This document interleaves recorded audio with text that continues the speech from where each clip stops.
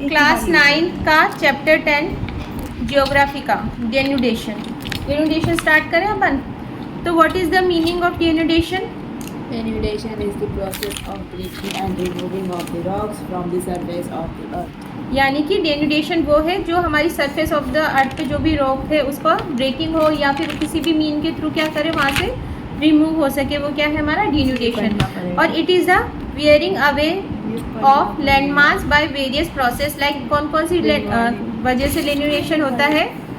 Weathering, erosion, mass movement and transportation. Transportation के through denudation होगा, weathering के through होगा, और इरोजन और मास मूवमेंट के थ्रू डेन्यूडेशन की प्रोसेस होती है। ऑन नहीं था क्या? It results in lowering the level of land, जिसकी वजह से क्या होगा, डेन्यूडेशन जब होगा वहाँ से अगर इरोजन हो रहा है तो वहाँ पर जो लैंड है वो क्या होती जाएगी, लोअर होती जाएगी।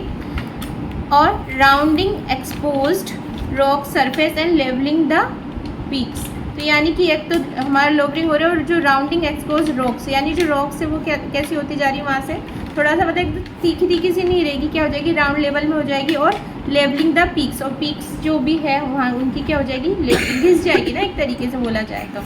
ठीक है, फिर है अपना प्रोसेस इन्वॉल्व इन डेन्यूडेशन। तो जो अपने यहाँ पे शॉर्ट पे अपन ने नेम देखा है उसको अपन डिटेल में देखते हैं।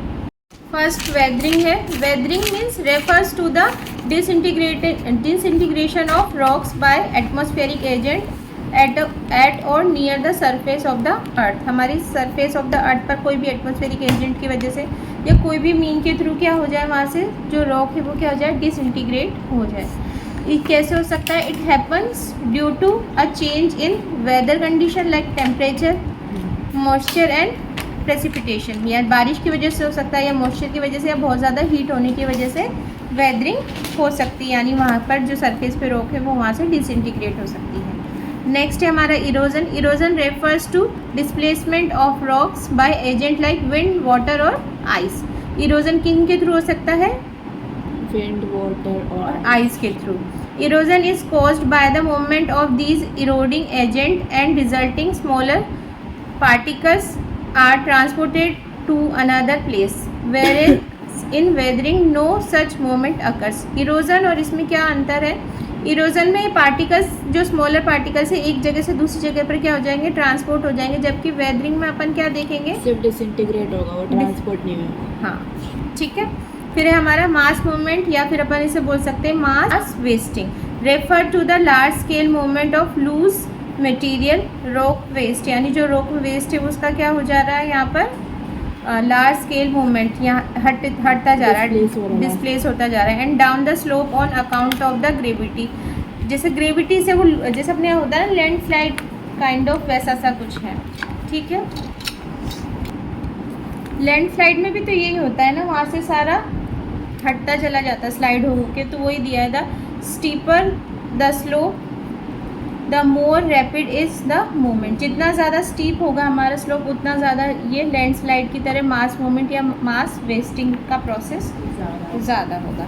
और यहाँ पर अपना इमेज भी दिया हुआ है, देखो इमेज में क्या गिवन है अपन को, रिवर का वर्क के अभी वर्क ऑफ रिवर, ये अच्छा बाद में आएगा। नेक्स्ट है अपना यहाँ पर ट्रांसपोर्टेशन के थ्रू कैसे होगा हमारा denudation. Refers to the movement of the material loosened by erosion and transported to the other place by action of wind और वाटर। यानी कि जैसे अपन ने उसमें देखा था ना, इरोजन वाली प्रोसेस में ट्रांसपोर्टेशन हो रहा था विंड और वाटर के थ्रू, तो ये भी एक तरीके से देखा जाए तो वैसा सही है। डिस्प्लेसमेंट जिस थ्रू से होता है ट्रांसपोर्ट होता है, वही वो मूवमेंट, हाँ, मूवमेंट की वजह से। फिर है डिपोजिशन। रेफर, इसका हमें होता है डिपॉजिट होकर जो जगह पे जहाँ पे डिपॉजिट होकर स्टोर हो जाएगा उसको डिपोजिशन हो पे जाएगा, रुक जाता है, जहाँ पे स्टोर होता है, स्टोर हो जाएगा। तो refer to the laying down of the material that has been weather erode और transported by the natural process के थ्रू डिपोजिशन होता जा रहा है, वो भी सेम वाटर, विंड और आइस के थ्रू होगा। फिर है agents of denudation erode transported and deposit sediments at the earth surface to produce erosional and depositional landforms. तो इसकी वजह से क्या हो जाएंगे, जो लैंडफॉर्म्स है वो इरोजनल और डिपोजिशनल लैंडफॉर्म्स यहाँ पे क्या हो जाएंगे, जनरेट हो जाएंगे। The 4 active agents of denudation are water, wind, waves and glacier ice. ठीक है। ओके, ग्लेशियल आइस, वो तो आइस तो ग्लेशियल के फॉर्म में होगा। और इस चैप्टर में अपन क्या क्या स्टडी करेंगे, the work of the river and the wind as the agent of denudation. ठीक, तो स्टार्ट करते हैं अपना topic, work of a river. Denudation में मतलब रिवर का किस तरीके से हेल्प होगा। Rivers are the greatest agent of erosion, transportation and deposition. Deposition हो गया, ट्रांसपोर्टेशन हो गया, इरोजन हो गया, उसके लिए जो मेन रिस्पॉन्सिबल एजेंट है अपन एक तरीके से रिवर को मान सकते हैं। The force of the erosion of a river depends on the degree of inclination और gradient of its course, the volume of water its carries, the load of the sediments, velocity of water and water discharge. मतलब कि हम बोल सकते हैं जो river के through deposition, transportation और जो इरोजन हो रहा है वो क्यों हो रहा है, क्योंकि हमारी जो रिवर है वो कितना इंक्लिनेशन यानी कितना ऊपर से कितनी ढलान इंक्लिनेशन के साथ गिर रही, उस वजह से, या ग्रेडियंट का मतलब भी वही होता है, मतलब कितने एंगल पे हो रही है। ठीक है, फिर है या बोल सकते हैं the volume of water it's carry. अगर तेज़ बहुत ज़्यादा वॉल्यूम में वाटर होगा तो भी वो क्या करेगा, इरोजन करेगा ना, वहाँ की जो रॉक है वो सैंड है उसको हटाएगा। फिर है the load of the sediments, velocity of water, और जो हमारे वाटर जो सेडिमेंट्स है उसके साथ जो चीज़ें साथ में फ्लो होके आ रही है उनकी वजह से भी इरोजन होगा, एंड वाटर डिस्चार्ज, और जितना स्पीड से वाटर आ रहा है उससे भी क्या होगा, हमारा इरोजन बोल सकते हैं अपन एक तरीके से, यानी कि डेन्यूडेशन की प्रोसेस होगी। अब अपन देखेंगे factor affecting work of a river. कौन कौन से फैक्टर अफेक्ट करते हैं वर्क ऑफ द रिवर को। वेरियस फैक्टर में अपन देखेंगे, various factor affects erosion, transportation and deposition work of a river. Some important factors are कौन सा हो गया, वेलोसिटी ऑफ वाटर, फिर है वॉल्यूम ऑफ वाटर, फिर है लोड, ये हमारे 3 फैक्टर है। तो वेलोसिटी ऑफ वाटर यानी जैसे अगर अपन वैसे तो पढ़ रहे हैं इसको, पर इसमें अगर अपन देखें यानी जितना ज़्यादा वेलोसिटी से वाटर आएगा उतना ही ज़्यादा क्या होगा, डेन्यूडेशन की प्रोसेस होगी, इतना स्पीड से हटेगा ना वहाँ का जो भी रॉक होगा। वॉल्यूम ऑफ वाटर, जितना ज़्यादा वॉल्यूम होगा वो उतना हैवी होगा, उतनी पावर से आएगा, उतना लोड होगा तो भी इरोजन, वो डेन्यूडेशन होगा। फिर है इसमें भी वही लोड वाला ही सीन दिया हुआ है। तो अपन स्टार्ट कर लेते हैं पहले वॉल्यूम ऑफ वाटर। तो erosion and velocity of water, erosion and transportation are both maximum and maximum when velocity is high, यानी ज़्यादा होगा, जैसे मैंने अभी तुम्हें शॉर्ट में बताया था, जितना ज़्यादा वेलोसिटी होगा उतना ज़्यादा क्या होगा, अपना इरोजन और ट्रांसपोर्टेशन होगा। और इन अदर वर्ड अपन बोल सकते हैं erosion and transportation are proportionate to the velocity of water, यानी जितना ज़्यादा वेलोसिटी ऑफ वाटर उतना ज़्यादा इरोजन और ट्रांसपोर्टेशन होगा हमारा। फिर है deposition on the other hand takes place when velocity of water is low. Erosion हुआ जब ज़्यादा वेलोसिटी से था, और डिपोजिशन जब हुआ जब वेलोसिटी क्या हुआ, लो हुआ। इरोजन लाइक जब वेलोसिटी का वाटर जब तेज होगा तो एक बार में इरोड होके एक बार में लार्ज मटेरियल्स जाएगा, दैट इज इरोजन। और अगर पानी का लाइक वेलोसिटी ऑफ वाटर बहुत कम है तो डिपोजिशन में तो डिपॉजिट होकर जो एरिया में कलेक्ट होगा, हाँ, वो डिपोजिशन बहुत लो है तो एक जगह पे कलेक्ट हो जाएगा, और डिपोजिशन ज़्यादा अमाउंट होगा। जैसे हम बोलते हैं ना डेल्टा फॉर्मेशन भी एक तरीके से डिपोजिशन की जो प्रोसेस होती है रिवर्स की, जो भी उसमें सेडिमेंट, सैंड, रॉक और ये सारे होते हैं, वो उनकी वजह से तो क्या फॉर्म होता है, डेल्टा। एक लैंड मास होता है अलग अलग रिवर, और उनके बीच में जो बीच में फॉर्म हो जाता है ऐसे ट्राइंगल शेप में, वो डेल्टा होता है। आ जाएगा अपने आगे ज्योग्राफी में कहीं ना कहीं। फिर है हमारा volume of water, next factor, the larger of the volume of water the greater is the power of the erosion and transportation. जितना ज़्यादा वॉल्यूम ऑफ वाटर होगा उतना ही ज़्यादा इरोजन और ट्रांसपोर्टेशन होगा। Deposition on the other hand takes place better when there is a reduce volume of water as well as when the load is greater. जितना ज़्यादा load होगा उतना ज़्यादा क्या होगा, हमारा डिपोजिशन होगा। जितना हैवी होगा ना, हैवी होने की वजह से क्या हो जाएगा, वो डिपॉजिट हो जाएगा।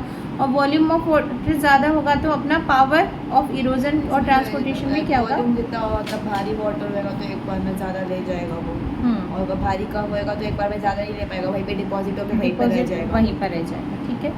फिर है इसमें third factor load. Load is the material transported by a river, यानी अच्छा रिवर के मटेरियल्स जो इरोजन और डिपॉजिट होता है उसी पे लोड होता है। हाँ, जो भी मटेरियल निकल के आ रहे हैं ना हमारे रिवर में वो सारा लोड के फॉर्म में हो गया।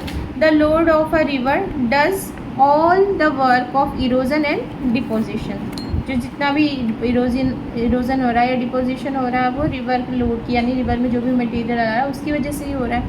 The mass wasting, deepening of river valley and the formation of landform depend on the load of the river carries, यानी जितना लोड कैरी करेगी हमारी रिवर उतना ही हमारी वैली डीप होती जाएगी। वो क्योंकि अंदर से क्या होती जाएगी, खुदती चली जाएगी ना, डीप होती चली जाएगी, तो वैलीज क्या हो जाएगी, डीप, रिवर वैली डीप हो जाएगी। और मास वेस्टिंग, यानी वहाँ से मास हटता चला जा रहा है मटेरियल जो भी है, तो वो मास की वेस्टिंग होती जाएगी। फिर है हमारा नेक्स्ट टॉपिक इसके अंदर ही वर्क ऑफ अ रिवर में course of a river. Course of a river में भी अपन देख रहे हैं अभी, पर इसमें आगे कोर्स ऑफ द रिवर में अपर कोर्स दिया हुआ है, मिडिल कोर्स दिया हुआ है और लोअर कोर्स। और यहाँ पर लोअर कोर्स दिया हुआ है। चलो अपन एक बार इसका इंट्रोडक्शन तो देख लेते हैं कि कोर्स ऑफ द रिवर क्या है। तो river normally originated in mountains from glacier और फ्रॉम लेक्स। जो रिवर है हमारी कहाँ से ओरिजिनेट होती है, माउंटेन के जो ग्लेशियर मेल्ट होते चले जाते हैं गर्मी की वजह से, उनसे रिवर ओरिजिनेट होती है, या फिर हम बोल सकते हैं लेक से ओरिजिनेट होती है। ठीक है। Some rivers like those in the Deccan Plateau region are formed due to melting of various stream during rainfall। Rainfall जो डक्कन प्लेट्यू है हमारा, हम प्लेट्यूज देखे हैं ना, डक्कन प्लेट्यू यानी जो हमारी क्या बोलते हैं, वैली नहीं, हमारा जो इंडिया है उसमें जो नीचे की तरफ प्लेट्यू बना हुआ है ना, जो लैंडफॉर्म, प्लेट्यू का मतलब ही वही होता है ना, एक टेबल लैंड। तो जो बीच में हमारा ये मिडिल इंडिया काइंड ऑफ बोलते हैं उसको, मिडिल इंडिया में जो है जो रिवर्स है इस रीजन में, वो किस वजह से बनी है, meeting of various streams during rainfall के टाइम में बहुत ज़्यादा स्ट्रीम्स जो आपस में मीट करके वो नई रिवर को क्या कर देती है, जनरेट कर देती है। द प्लेस, 3-4 जगह से पानी आके जो एक जगह पे मिल रहा है ना, हाँ, ट्रिब्यूटरीज अपन फिर उनको बाद में बोल देते हैं ना। The place of origin of a river is called it's source. जहाँ से हमारी ये रिवर स्टार्ट हो रही है वो क्या हो गया, सोर्स हो गया, its source. Where a river enter the sea और disappear before joining the sea is called its mouth. Underline कर लो, ये वाला भी इम्पोर्टेंट है। What is the meaning of mouth of river? When a river enters the sea or disappears before the joining the sea is called mouth. ठीक है, मतलब कि हमारा हो गया द स्ट्रीम्स और small rivers which join the main river are call its tributaries.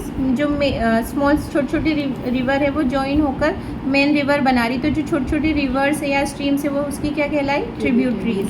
और river divides into channels or smaller rivers, they are called as distributary. फिर ये वापस से आगे और हो जाएगी तो वो क्या हो गई हमारी, डिस्ट्रीब्यूटरी हो गई।